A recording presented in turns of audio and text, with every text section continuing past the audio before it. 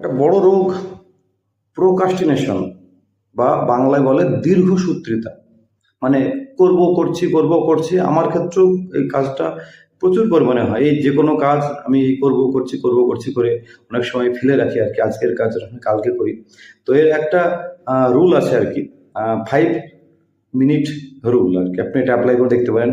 আপনার ক্ষেত্রে এটা কার্যকরী হবে কিনা আরকি।